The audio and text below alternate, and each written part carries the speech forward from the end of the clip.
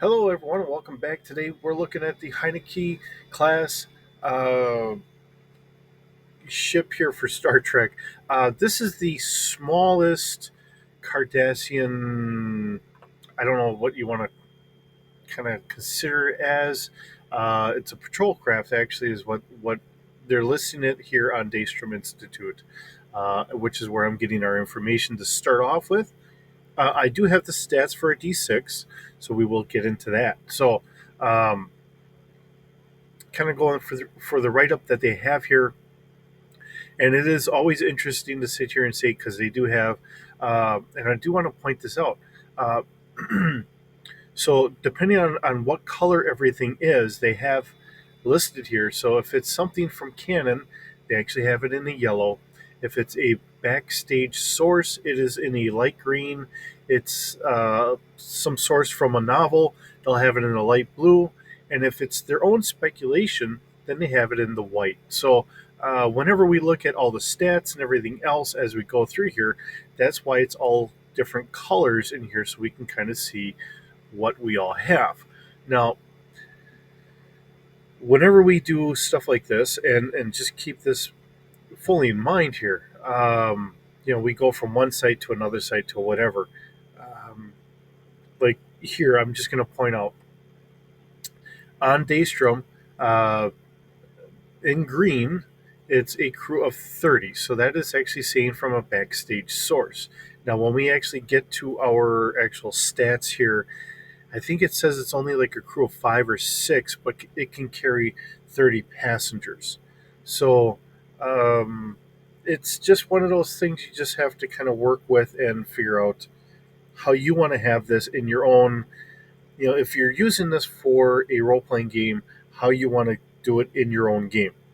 If we're doing it just because it's an interesting vessel, uh, you know, it's just wonderful to see how they have everything written up here. So let's go off of what they have written because I don't have anything for this class of ship in my Decipher book. I'm sure I probably do in some of my other role playing games, but because I've been staying more with my Decipher for like the write ups and all that stuff, I figured I'd try and stay with one source instead of jumping all over. So that's the reason why I'm doing that. So today we're taking it from Daystrom. So, and if I'm mispronouncing it, I know I'm going through Deep Space Nine. I think I'm not quite on season 3 yet. So because we haven't gotten Worf in the show yet, so I haven't hit a lot of the Dominion War, and it's been a while since I watched it. So. If I mispronounce things, I do apologize. So, the Hideki class is one of the most important ships in the Cardassian fleet, if only due to their high numbers. The Cardassians have always sought to produce simple, easy to build ships that pack a heavy punch for their size, and in the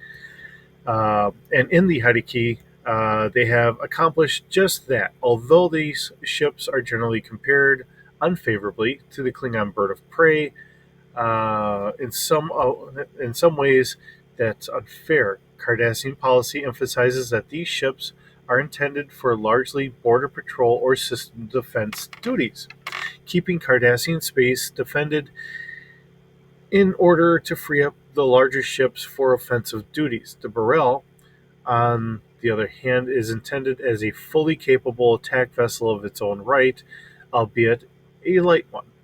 While the Hideki is not as capable as a Klingon vessel, it is thought to take almost one third of the resources to build and run. And 3 Hidekis would certainly be a match for the Burrell. Now, keep in mind the Burrell is the second one. Um, I believe it is the second one. And I'm going to kind of flip here. I don't know if you guys get to see this or not as I kind of go back over because we have the Kapak, which is what we see later on. Um, let's see. Nope. I'm thinking of the Cavort, not the um, Burrell. So the Burrell, being a smaller ship, Let's see if I get everything right here. Okay, trying to get everything back so that way when we're looking at everything correctly. All right, so the Burrell being only a crew of 12, um, the roles are different because that's a raider vessel. This is just a small system patrol vessel. So to think of it in those regards, yes, it does make sense. And the other thing is because we were using a lot of the runabouts in Deep Space Nine.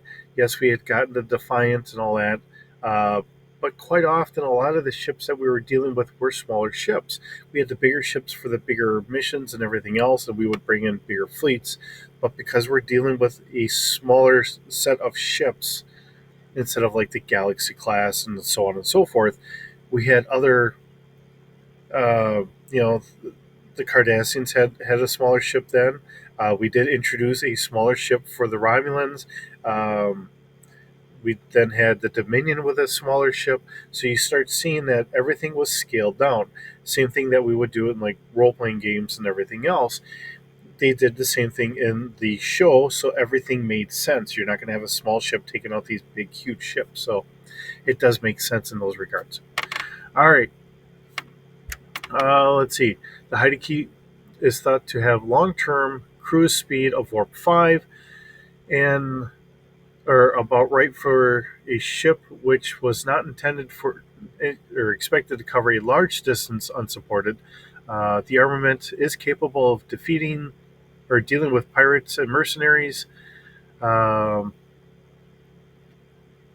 the vessels that the Hideki might encounter on patrols and is sufficient to allow the Hideki to attack in support of major fleet actions to operate as a light scout unit, although the relatively low speed is a limiting factor in this role. The Hideki has been built in very large numbers and is inevitable or and as is inevitable with a class of this size. Several variations have been fielded. The Type 1 is the basic Hideki class described above. The Type 2 is 4 meters longer. It has extra fuel and greater degree of automation to reduce the crew to 32, giving it a higher accommodation standard and allowing the variant to undertake longer patrols. The Type 3 has more advanced sensor suite than the previous models and is equipped with a new model of warp core, which increases efficiency. The Type 4 is a new model which has added high density armor and a third phaser bank, although this is accomplished at the cost of lower maximum speeds and reduced range. In service, the Hideki has proved a solid, reliable design which is popular with its crews. In combat, the type is well tested against lightly armed conversions of civilian ships, common to pirates and other such bandits. The Hideki's major duty or debut in the fleet action came with, or when 34 of these ships fought with the Dominion fleet, which captured Deep Space Nine. Let's see. Against a modern, heavily armed defense system, the Hideki did not fare so well. 14 of these ships were destroyed and 9 heavily damaged. During the Dominion War, the Hideki was not taken part of its offensive actions, but is instead operating in its old border patrol missions.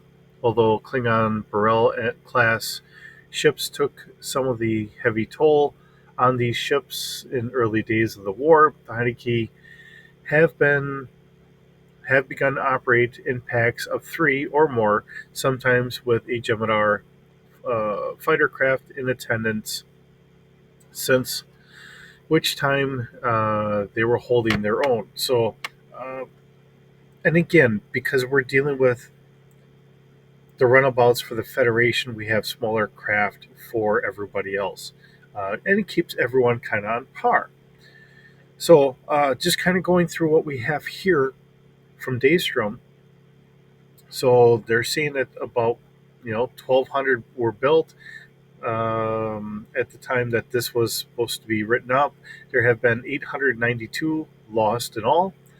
This was commissioned between 2345 to 2370, and the class remains in service. It has a length of 85 meters, 85.78 meters, a beam of 60.14 meters, and a height of 12.43 meters. Has 3 decks. Comes in at 120,000 metric tons, has a crew of 30. Now, this is where things kind of differ between here, which is what they're saying, and what we will get in our role playing stats and all that. So, has 4 medium power spiral wave disruptors, 1 medium power spiral wave disruptor with a total output of 3,750 terawatts, and 1 Model 1 photon torpedo tube with 20 rounds. Has a standard shield with a capacity of 94,500 terajoules, standard uh, Keldendide double hull plus 2 centimeters high density armor, standard level structural integrity field. Has a normal cruise of 5, maximum of 7, and a maximum rating of 9.5 for about an hour. Let's see. Strength indicates.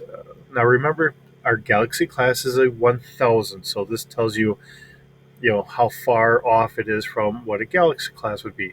So the beam firepower is a 75, torpedo firepower is a 50, our weapon range and accuracy is a 55, shield strength is 35, hull armor is a 260, speed is 955. So speed's getting up there, but not quite. Combat maneuverability is 8,770. Overall strength index is a 150. Diplomatic capability, there's nothing there. It's just strictly a patrol craft. Expected hull life is about 36 years. Has a refit cycle, a minor refit at 3 years, a standard refit at 3 years, and a major refit every 18 years. So roughly about, one refit, and then it goes on for the rest of its whole life, and then we go from there.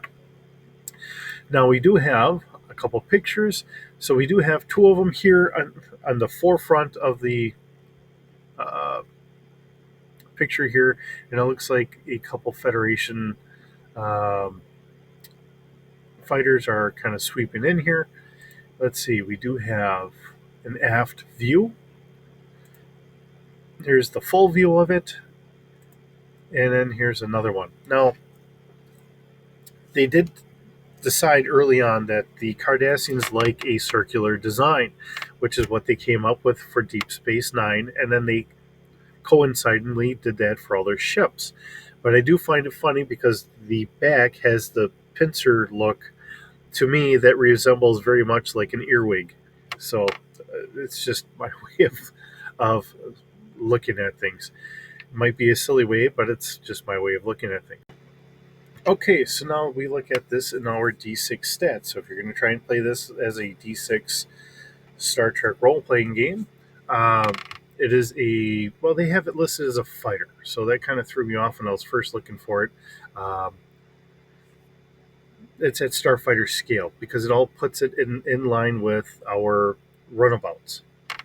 Um, and again, we do have the length of 85.78 meters, and that ship mass is still the same. So it's, they have all that at the same as what Daystrom had. This is a size 3 category ship.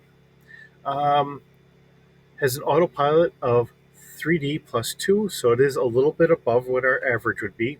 Now, this is where I was saying that things are a little different. So this says it has a crew of 5, can be operated with just a crew of 1 with a plus 10 for any of your piloting, shooting, engineering feats, or anything else. Passengers, we have enough passenger capacity for 30 people, typically troops. Cargo capacity is about 2,000 metric tons. Consumables, roughly about 55 days. Now, I think Actually, I don't think Daystrom actually had a listing as to how many days fully it was or it had for consumables. But let's just say that if you're doing a small ship like this and you're just going back and forth, if you know you're going to be out there a little longer, you could fill up your cargo bay with the extra goods you're going to need, uh, whatever that might be. Whether they need a couple extra cases of Canar on there or not, you know, it all depends on the captain, I suppose. Um, but my idea would be, and please let me know in the comments. You would probably either go out and patrol and come back to a starbase, or you go from one starbase to another one, and you just kind of keep going back and forth, and you have plenty of time to check things out. And I would say maybe you're out there for a month. You hit a starbase, you kind of unload or unload your garbage, reload your good stuff, whatever your supplies you need, and you go back out.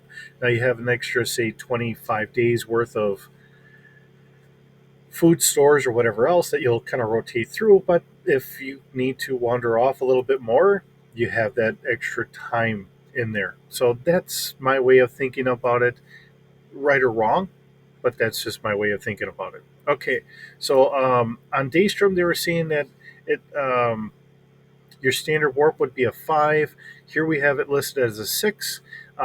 Maximum warp was like a 7. Here they have a 9. And then I think they did say at 9.6, and that's where we are at our top here. And they have it listed for 6 hours, not 1 hour. So, like I said, anytime that we're going from one group to another group, people will change things a little here and there. Again, that's another slight change. It's not much of a change, uh, but it is there. So, just wanted to point that out. Of course, we're going to have a navigation computer. Has a maneuverability of 1D plus 2.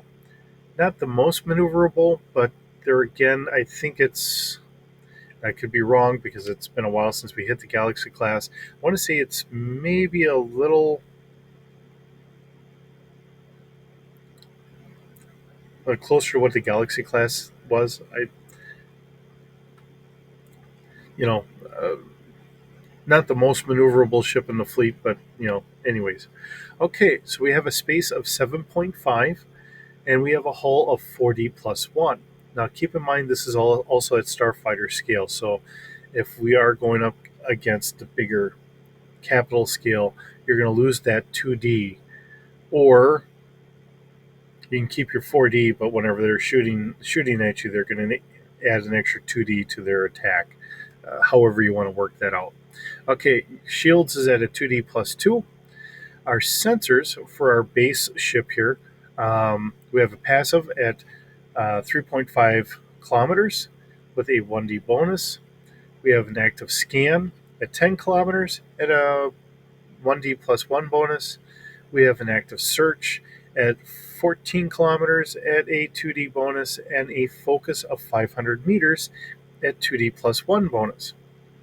Um, Looking at our weapons here, we have 5 class Ebshar spiral wave disruptors. We have 2 360-degree ventral, 2 dorsal, and 1 aft. We have a fire control of 1D, a rate of fire of 3, so you're going to be able to shoot 3 times in 1 round with a damage of 6D. Then we also have a tractor beam in the forward arc, has a fire control of +2 and the strength of 5D plus 2.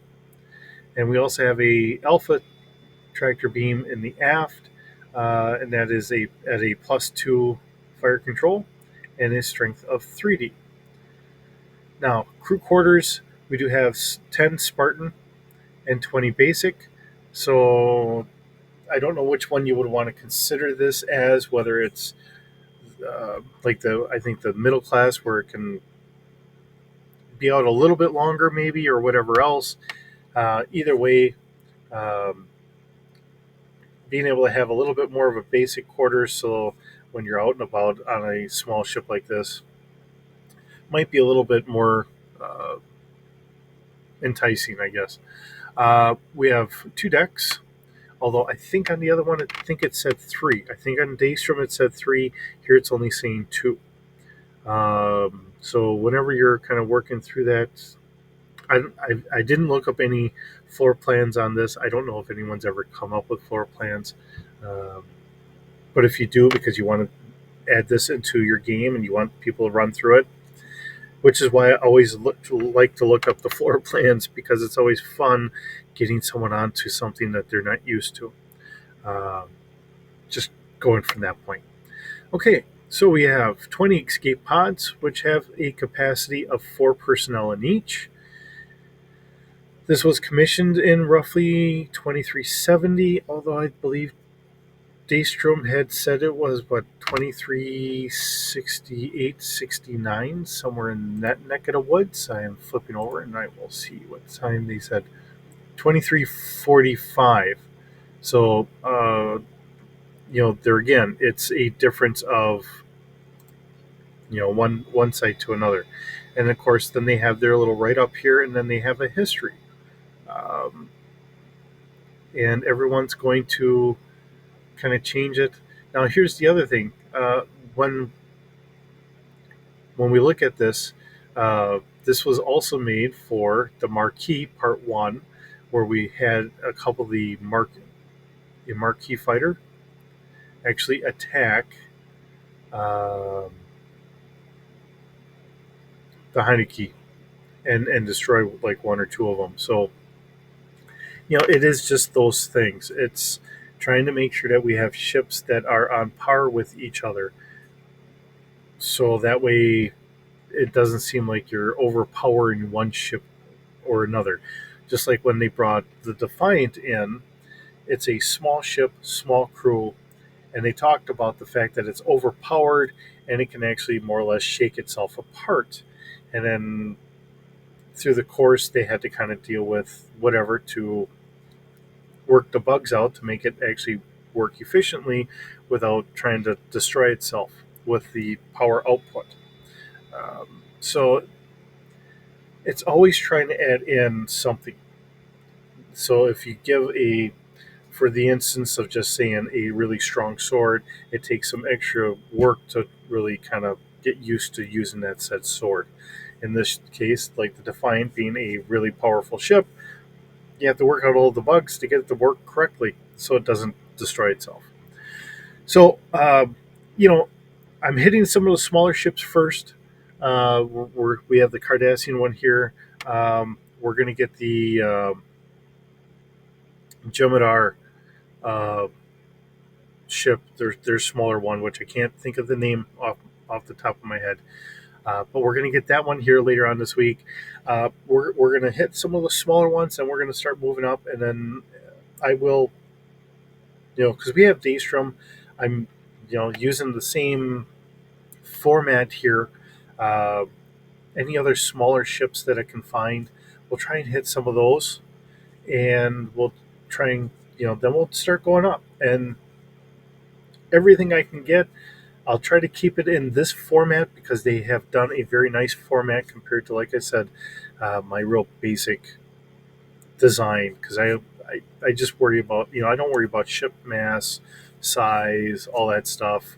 The autopilot, I didn't really consider that all that much, but because that's something more important on the Star Trek side, instead of having people there all the time. Sometimes we have only one person, and they can talk to the computer and everything. That is something that is in there and something that I have to keep in mind. I'm so much more used to running a Star Wars where we're not doing that. We would have a droid drive up to a computer console to take over for flying or something. So it's a difference of how the game is played or how the franchise is run, and I have to make sure I'm doing this accordingly. So sometimes I will mess things up, and feel free to let me know. It's, I'm just as human as everybody else, so I do acknowledge I do sometimes make mistakes, or sometimes, you've seen me make these videos where I'm going through it and I'm like, I was thinking this might be the right number, but I'm second guessing myself and I think maybe it should be this instead. And I try to give the reasons why, whether it's a justified reason or not. It is what I do, and I'm always open for different opinions on what you think it should be.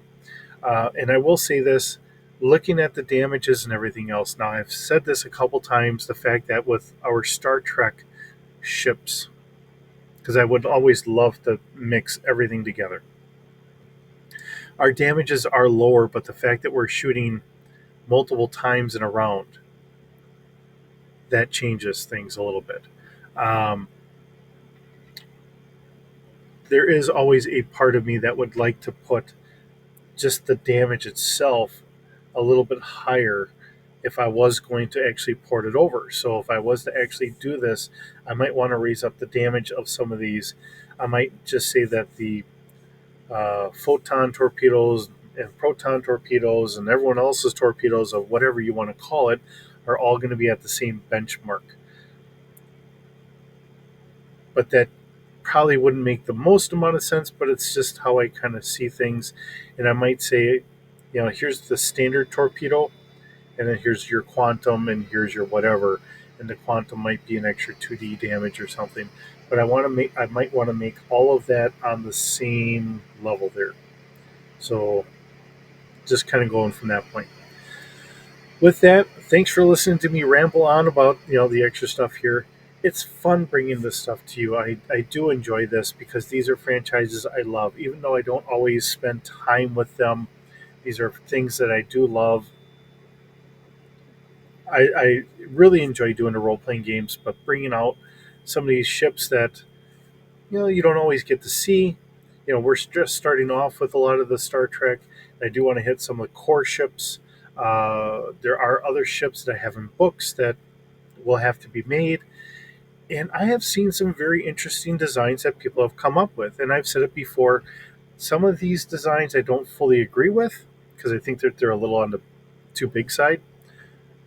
But the fact that it's the fan base that keeps these franchises going. It doesn't matter exactly what the production companies make for shows or anything else. It's what us as fans decide to do. We are the ones that have kept these shows relevant for all these years, and it has been picked up and taken notice by production companies. That's how we got the Next Generation and Deep Space Nine and Enterprise and Voyager and then Discovery, Picard, and Lower Decks. Whether you like these franchises or not, we as the fan base are the ones that keep all this stuff going. None of these franchises are going to die as long as we as the fans cling on to the parts that we love most. And whether we run them in our own homemade role playing games, whether we buy the published role playing games and we run them in there, however you want to do it. I'm just giving one possibility because this is completely free. The D6 franchise is free. You can download the Star Wars books completely free, and you can run Star Trek out of the Star Wars very easily. It doesn't take really any changing around at all. Um, you just might want to just take out Jedi. It's to say no one could be a Jedi. But with that being said, it's still nice and open and everything else. And maybe what I should start doing is after we get the next ship up here, I should start going into the characters because they do have a list of all the different races and all that here on D6 Holocron. You can look up all the different alien races that they have listed there for making characters. So with that, it makes it very nice and easy and a lot of fun. But again, we are the ones that keep these franchises alive because it's our interest in it. So I'll get off the soapbox. Thanks for visiting. It's always fun having you guys stop by. Hope you have a wonderful day, and we'll see you in the next video.